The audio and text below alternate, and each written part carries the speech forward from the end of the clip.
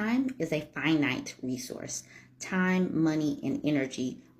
I'm stitching myself in that video that I made about the time, energy, and resources that church ladies put into the church because there were several women that jumped into my comment section to talk about time management. Now, Vegan Bay, she says, I will not dismiss the exhaustion of rearing children, working a full-time job, and being heavily involved in church activities. But we as sisters need to learn how to say no. Don't allow people to turn you into a damn mule. Now, what I want to bring out of this is that we as women are programmed early. Our unpaid labor is embedded into us in the home and in society, in the church, in schools. We are volunteered to do things, and the same is not asked of our siblings, our brothers, our boy cousins. It is not the same. We are programmed, and we're programmed to not have boundaries. We as women literally have to deprogram those behaviors. We have to deprogram from what society has embedded in us since we were little girls, and we need to reprogram having boundaries. This woman, like I said, there were several that said the same thing. Manage your day better. That 1 hour didn't keep you from working out. Now, let's be for real. Let's be for real. It is not just 1 hour a day when it comes to church. It is the shopping. It's the chopping of the food if you're the cook. It is the preparing, the organizing. And church is definitely longer than 1 hour if you come from a black church. Let's be for real. Let's stop gaslighting and acting like women are just being willy-nilly with their time. And it's not just time. It is the energy. After going to work and after going to church and volunteering your time, do you have the energy to work out and to cook yourself some food after cooking at the church? Let's be for real. Let's stop gaslighting. Unpaid labor and programming starts at the home. If American women earn a minimum wage for the unpaid work they do around the house and caring for relatives, they would have made $1.5 trillion last year. This came out from New York Times. You can look this article up. I did do a video on it, but you can look it up. The programming starts early. Using women and girls for their unpaid labor starts in the home, and it starts early.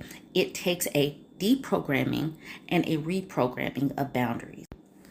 Women and girls do need to learn how to pull back. And it's going to start with our generation right now, ladies, teaching our girls to have boundaries early and not giving the girls more responsibilities than the boys.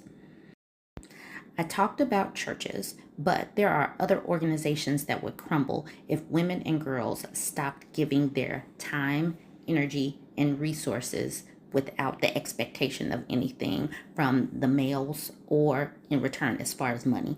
So this person says, I'm having some thoughts about this, not just about churches, but in general. How many volunteer organizations would collapse if women weren't doing the work? Before someone says that men volunteer too, yes, they do, but who does the majority of the work? Little League, bingo, moose lodges. So that's talking about volunteering.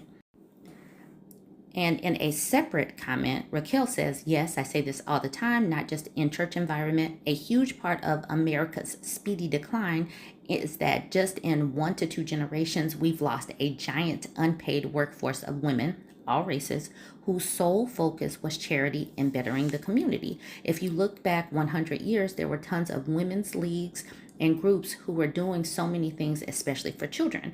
This was the precursor to social work. As that has shifted to modern corporate career women, society is literally crumbling.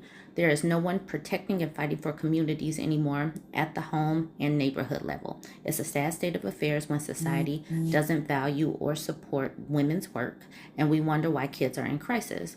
There's an old saying that is quite relevant lately: a child which is not embraced by the village will burn it down to feel its warmth.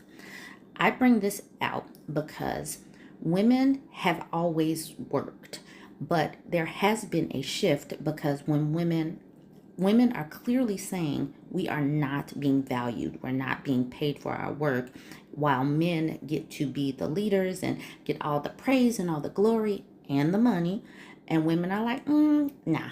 So when women went to work for their actual, what they were worth. Now, the things that were being done for free are crumbling.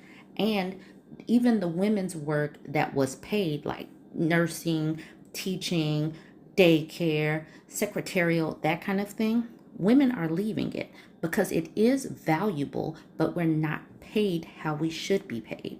So until that happens, women are going to be leaving these low paid positions. You're seeing it right now. It is happening right now where women's work is not being valued. We need teachers, we need nurses, we need these things, but women are not being paid what we're worth.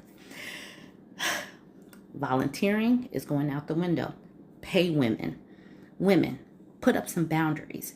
Ask for your worth. Jump in the comment section. Tell me what you think. Like, comment, share.